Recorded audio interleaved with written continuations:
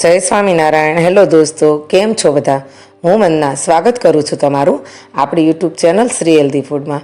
મિત્રો, આજે આપણે ચોખાના લોટની મસ્ત એવી પાપડી બનાવવાની છે, જેમાં ખીચું બનાવવાની જ ખૂબી છે અને એ આજે આપણે અસ્મિતાબેન પાસેથી શીખવાની છે। તો ચોખાના લોટની પાપડી બનાવવાનું શરૂ કરીએ એ પહેલાં જો તમે હજી સુધી આ ચેનલ ઉપર નવા છો અને તમને આપણી દરેક રેસીપી ગમે છે ને, તો ફટાફટ ચેનલને લાઇક, શેર અને સબસ્ક્રાઈબ કરી દો અને સાથે સાથે સાઈડમાં પેલું બેલ આઇકન પણ જરૂરથી દબાવજો, જેથી કરીને તમને મારા આવનારા દરેક વિડીયોની નોટિફિકેશન સૌથી પહેલાં મળે। તો ચાલો ફટાફટ ચોખાના લોટની પાપડી બનાવવાનું શરૂ કરીએ। તો અહીંયા સૌ પ્રથમ આપણે ચોખાના લોટની પાપડી બનાવવા માટે એક મોટા તપેલાની અંદર તમે જોઈ શકો છો આવી રીતે માપથી પાણી એડ કરવાનું છે। અમારે ત્યાં આને કળશો કહે છે, તમે લોટો પણ કહી શકો। તો આવી રીતે અહીંયા આપણે 8 લોટા જેટલું પાણી એડ કરવાનું છે। અત્યારે આપણે 2 કિલો ચોખાના લોટની પાપડી બનાવવાની છે, એટલે અહીંયા 2 કિલો ચોખાનો લોટ છે, તો આવી રીતે 8 લોટા આપણે પાણી ગરમ થવા માટે મૂકી દેવાનું છે। અને અહીંયા બીજી બાજુ આપણે એક તપેલીની અંદર એક આખી તપેલી એટલે કે આ પણ 6 થી 7 લોટા જેટલું પાણી છે, તે સાઈડમાં બીજું ગરમ થવા માટે મૂકી દઈશું। હવે અહીંયા આપણે પાપડી થોડી તીખી હોય ને તો જ તેનો ખાવાનો સ્વાદ સારો એવો આવે છે, તો તેની માટે અહીંયા ફટાફટ આપણે મરચી પીસી લેવાની છે।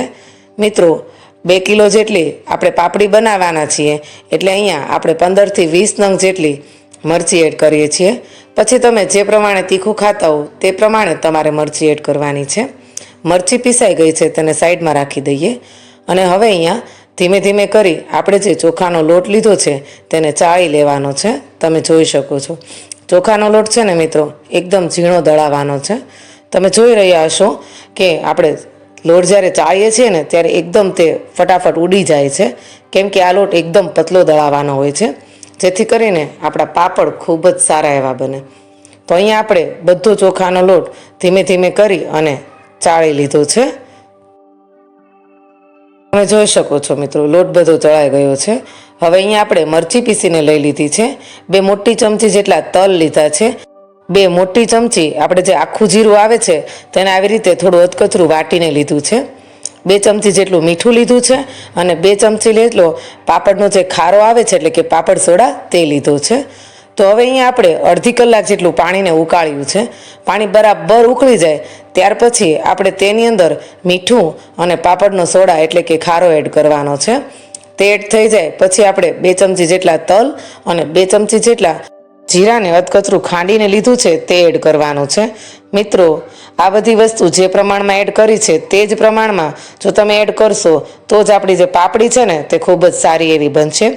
જો અસ્મિતાબેન છે અને તે આપણને પાપડ શીખવાડવાના છે ચોખાના લોટના, એકદમ સરળ રીતે શીખવાડે છે અને ખૂબ જ સારા એવા પાપડ બને છે। આ પાપડી બનાવતી વખતે તે તેલનો ઉપયોગ નહીં પ્રમાણમાં કરે છે, ફક્ત થોડા એવા તેલમાં જ તે બધા પાપડ એટલે કે આપણી 2 કિલોની પાપડી બનાવી નાખશે, એટલે જે પાપડ છે તે ખોરા પણ નહીં થાય અને આખું વરસ એવા ને એવા રહેશે। હવે અહીંયા તમે જોઈ શકો છો મિત્રો, આપણે છે ને મરચીને લોટમાં એડ કરી દેવાની છે, પાણીમાં એડ નથી કરવાની, કેમ કે અસ્મિતાબેનનું કહેવું છે કે પાણીમાં મરચી એડ કરીએ ને તો તે ઉડે બહુ, એટલે કે તેનાથી ઉધરસ આવે, એટલે અહીંયા આપણે લોટમાં જ મરચી એડ કરી દઈશું। આપણે લોટમાં મરચી એડ કરી દીધી છે અને આ બાજુ આપણે જે અડધી કલાક પહેલાં પાણી ઉકાળ્યું હતું પછી આ બધી વસ્તુ એટલે કે તલ, જીરું, ખારો અને મીઠું એડ કર્યા પછી આપણે પાણીને હજુ 10 મિનિટ સુધી ઉકળવા દેવાનું છે। તો અહીંયા હવે આપણી 10 મિનિટ જેવું થઈ ગયું છે અને આપણું પાણી સરસ એવું ઉકળી ગયું છે, તમે જોઈ શકો છો। પાણી બરાબર ઉકળ્યું હશે ને તો જ આપણું ખીચું સારું એવું બનશે। તો જે વસ્તુ આમાં એડ કરી છે અને જેટલું પાણી અને જેટલો લોટ લીધો છે એ પ્રમાણમાં તમે બધી વસ્તુનું સરસ એવી રીતે ધ્યાન રાખશો તો તમારી પાપડી એકદમ જેવી બહાર દુકાનમાં મળે છે ને તેવી જ બનશે। હવે અહીંયા તમે જોઈ શકો છો પાણી આપણું સરસ ઉકળી ગયું છે અને 2 સરસ એવા ઉભરા પણ આવી ગયા છે। હવે અત્યારે આપણે ગેસની ફ્લેમ બંધ કરી દઈશું અને પાણીને આપણે નીચે ઉતારી લેવાનું છે। તમે જોઈ શકો છો અસ્મિતાબેને ગેસની ફ્લેમ બંધ કરી દીધી છે અને હવે આવી રીતે કોઈ મોટી વસ્તુ લેવાની છે અને ધીમે ધીમે કરી આપણે એક ટબમાં આપણે લોટ લીધો છે, તેની અંદર મરચી એડ કરી દીધી છે અને આવી રીતે ડોયાની મદદથી થોડું થોડું કરી પાણી એડ કરતું જવાનું છે. અને વેલણ કે પછી કોઈ આવી મોટી જો લાકડી હોય તેની મદદથી આપણે બરાબર લોટ સાથે પાણીને મિક્સ કરતું જવાનું છે. તમે જોઈ શકો છો હું ધીમે ધીમે કરી પાણી એડ કરું છું અને અસ્મિતાબેન છે ને તે ધીમે ધીમે કરી લોટ સાથે પાણીને મિક્સ કરતા જાય છે લાકડીની મદદથી. આપણે આવી રીતે જ ખીચાને તૈયાર કરવાનું છે. પછી આપણે ખીચાને બાફીશું. બરાબર રીતે મિક્સ કરતા જઈએ પાણી અને લોટને. હવે આપણે જે સાઈડમાં પાણી બીજું ગરમ થવા માટે મૂક્યું હતું ને એ એટલે જ મૂક્યું હતું કે કદાચ આમાં પાણી ઘટે તો તેમાં એડ કરવા થાય, પણ લગભગ તો પાણી ઘટતું જ નથી. આ જેટલું પાણી આપણે 2 કિલો લોટ લઈએ છીએ ને ચોખાનો, તેની સામે 8 લોટા પાણી લઈએ ને એટલે બધું પાણી અને લોટ બરાબર રીતે એક સરખું આવી જાય છે અને આપણું જે ખીચું છે ને જેવું આપણે જોઈએ છીએ ને તેવું જ બની જાય છે. તમે જોઈ શકો છો. હવે અહીં આપણે બરાબર રીતે ખીચાને મિક્સ કરી લેવાનું છે.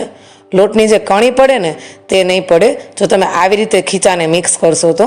ઘણા લોકો છે ને પાણીની અંદર જ લોટ એડ કરતા જાય અને ઉપર ગેસની ઉપર જ તેવી રીતે ખીચાને મિક્સ કરતા જાય છે, પણ તે સાચી રીત નથી. ગેસ ચાલુ હોય અને તમે પાણીની અંદર લોટ એડ કરતા જાઓ ને તો તેમાં ગાંઠા પડી જાય છે. એટલે તમે ઘઉંના લોટનું ખીચું કરો કે તેના પાપડ બનાવવા હોય તો ઘઉંના લોટનું ખીચું કરો કે પછી ચોખાના લોટનું ખીચું કરો તો એની પ્રોસેસ આ જ સાચી છે. એટલે કે નીચે ઉતારીને જ પાણીને લોટની અંદર એડ કરતું જવાનું છે અને ધીમે ધીમે કરી મિક્સ કરતું જવાનું છે. હવે સરસ એવું આપણું ખીચું બની ગયું છે. તમે જોઈ શકો છો પાણી અને લોટ તે એકદમ મિક્સ થઈ ગયો છે અને સરસ એવું જેવું આપણે ખીચું જોઈએ છીએ ને તેવું જ બની ગયું છે. અહીંયા છે ને આપણે નોર્મલ તેલવાળો હાથ કરતો જવાનો છે અને આવી રીતે ખીચું ગરમ હોય ને ત્યાં તેના મસ્ત એવા મોટા મોટા લાડવા બનાવી લેવાના છે. તમે જોઈ શકો છો જેવી રીતે અસ્મિતાબેન લાડવા બનાવે છે ને તેવી રીતે મોટા મોટા લાડવા બનાવી એક ડબ્બાની અંદર મૂકી દેવાનું છે, જેથી કરીને આપણું ખીચું ગરમ જ રહે અને તે અંદરને અંદર બફાતું જાય. ફટાફટ આવી રીતે લાડવા બનાવી આપણે ડબ્બાની અંદર ખીચાને મૂકી દેવાનું છે. તમે જોઈ શકો છો એક પછી એક આપણે બધા ખીચાના આવી રીતે જ લાડવા બનાવી લઈશું અને ડબ્બાની અંદર પેક કરતા જઈશું. મિત્રો, અસ્મિતાબેન પાપડ વર્ષોથી બનાવે છે અને અમારા આજુબાજુમાં તો બધા એમ કહે છે કે અસ્મિતાબેન જેવું ખીચું બનાવે ને તેવું કોઈથી ખીચું બનતું નથી અને એના પાપડ પણ ખૂબ જ સારા એવા થાય છે. એક પણ પાપડ ફાટતો પણ નથી અને તેનું ખીચું પણ એકદમ સરસ એવું બને છે. તો આ રીતથી ખીચું બનાવવાનું જરૂરથી ટ્રાય કરજો. હવે તમે જોઈ શકો છો મિત્રો, ધીમે ધીમે કરી આપણે બધા ખીચાના સરસ એવા લાડવા બનાવી લીધા છે અને તેને આપણે ડબ્બાની અંદર મૂકતા જવાના છે અને પછી ડબ્બાને આપણે ઢાંકી દેવાનો છે. હવે છે ને મિત્રો આપણે બધા ખીચાના સરસ એવા લાડવા બનાવી ડબ્બાની અંદર પેક કરીને મૂકી દીધા છે.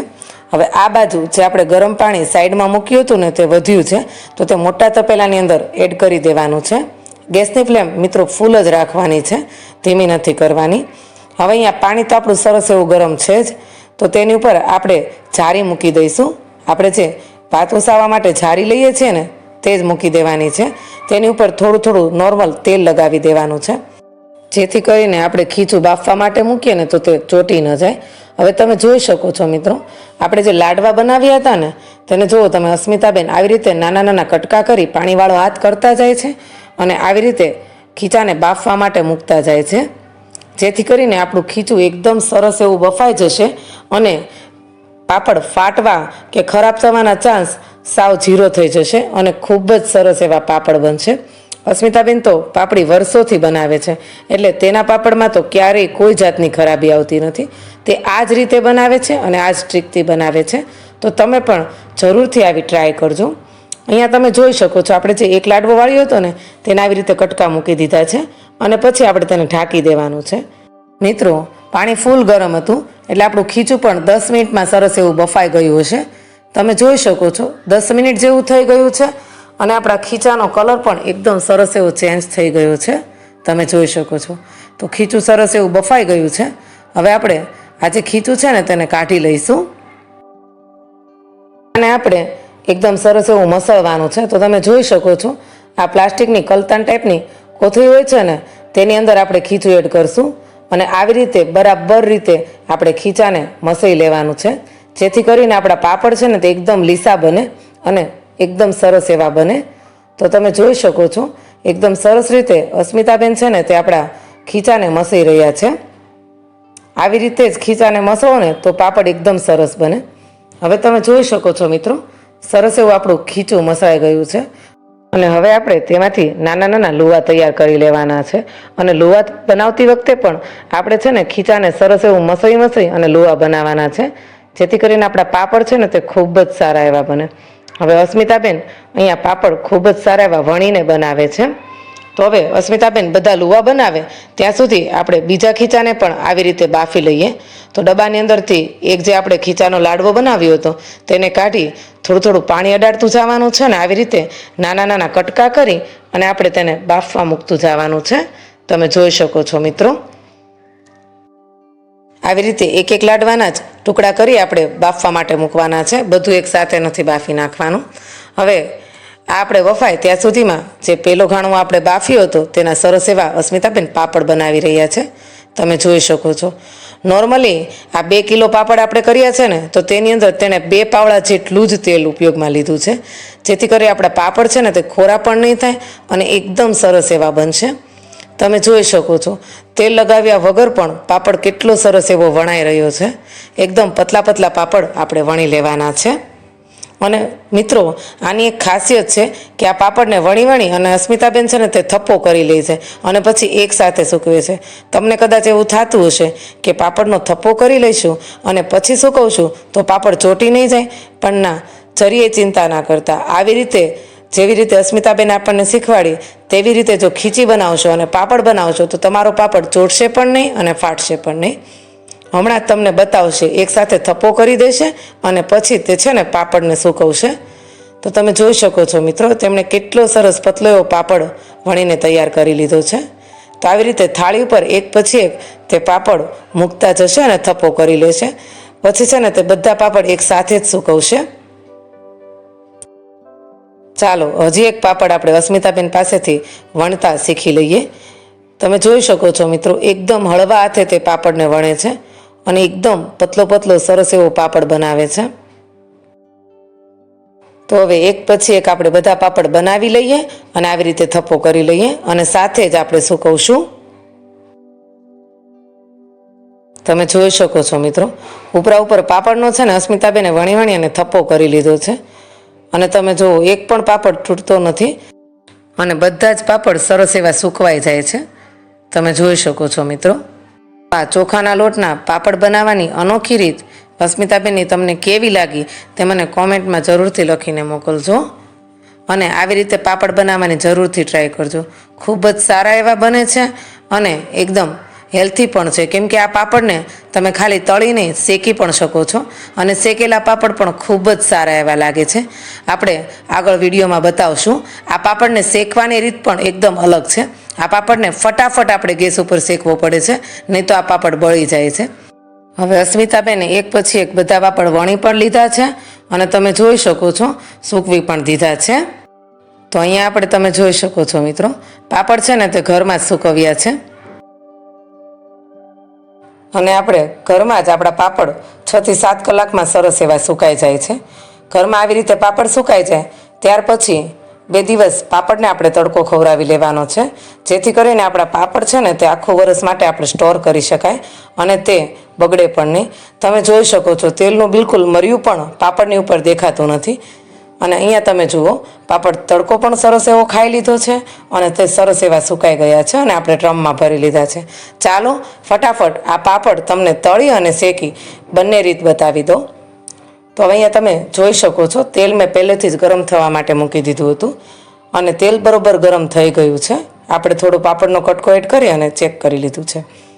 તો મિત્રો તમે જોજો, હમણાં નાનો એવો પાપડ ફૂલીને કેવડો મોટો થઈ જશે. તો પાપડ બનાવવાની આ ખૂબ જ સારી એવી રીત છે, તો જરૂરથી તમે ટ્રાય કરજો. તો તમે જોઈ શકો છો મિત્રો, આપણો પાપડ મસ્ત એવો ફૂલી અને મોટો બની ગયો છે. તો આવી રીતે જ આપણે 3-4 પાપડ તળી લઈશું અને પછી તમને પાપડ શેકવાની રીત પણ બતાવી દઈશ. શેકેલા પાપડ પણ ખૂબ જ સારા એવા લાગે છે. જો તમે ડાયટિંગ કરો છો તો ચોખાના લોટના આ શેકેલા પાપડ તમને ખાવાની ખૂબ જ મજા આવશે. એના તમે મસાલા પાપડ પણ કરી શકો છો. ઉપર થોડો ચાટ મસાલો વેરવાનો, ગ્રીન ચટણી એડ કરવાની અને એની ઉપર થોડું કાચું સલાડ એડ કરી, સેવ એડ કરી તમે આ પાપડની મજા લઈ શકો છો. ખૂબ જ સારા એવા પાપડ બનીને તૈયાર થાય છે. એટલે આ પાપડ ડાયટમાં પણ ચાલે એવા છે. હવે અહીંયા આપણે 3-4 પાપડને સરસ એવા તળી લીધા છે અને તમે જોઈ પણ લીધું તે કેટલા મોટા મોટા થઈ ગયા છે. તમે જુઓ, આ પાપડની સાઇઝ અને આ પાપડની સાઇઝ બહુ સાઇઝમાં ફેર પડી જાય છે અને ખૂબ જ સારા એવા પાપડ તળાઈને તૈયાર થાય છે. હવે ચાલો ફટાફટ શેકીને બતાવી દઈએ પાપડને. તો આવી રીતે ગેસ ઓન કરી ફટાફટ ચીપિયાની મદદથી આપણે પાપડને શેકવાનો છે. આવી રીતે ફટાફટ પલટાવી આપણે પાપડને શેકી લેવાનો છે.